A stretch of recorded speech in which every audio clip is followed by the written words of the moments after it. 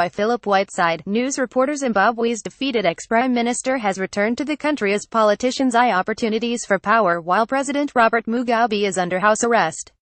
Morgan Tsvangirai, the opposition leader who was made Mr Mugabe's deputy between 2009 and 2013 after he saw a surge in support in elections, was on the same plane into Harare as Sky News. Sky correspondent David Bowden reported that also on the plane were two other government ministers, who were returning to their country from Russia. It came after the army seized power in the country in what the leader of the African Union said looked like a coup. Mrs Mugabe has made no secret of her desire to succeed her husband. Mr Mugabe is being detained in the presidential palace, where explosions and gunshots were heard early on Wednesday. The army said it was holding the president and his wife Grace, but there have also been rumors she had fled to Namibia.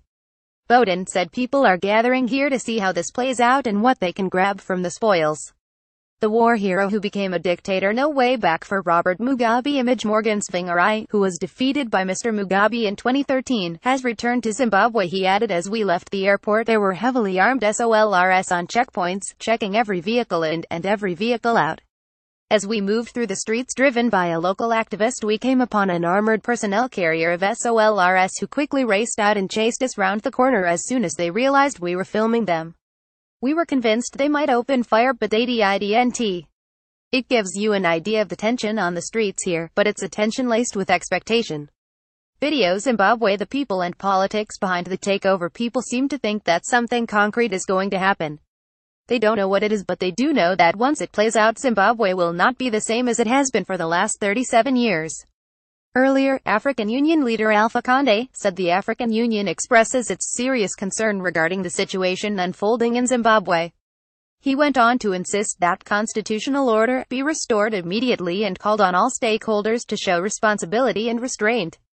United Nations Secretary-General Antonio Guterres appealed for calm, non-violence and restraint after gunfire and explosions were heard near Mr Mugabe's compound.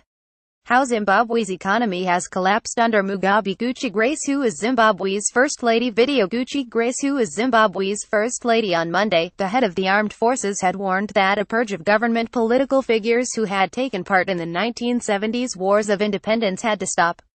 The sacking of the vice president and Mr Mugabe's likely successor Emmerson Mnangagwa last week was seen as clearing the way for Mrs Mugabe to take over from her husband, after she won the support of ZANU-PF's youth wing. The military said it was taking control of the streets, blocking roads to the parliament and court to target criminals. The head of the youth wing of Zimbabwe's ruling party appeared on state television on Wednesday night to apologize to the military.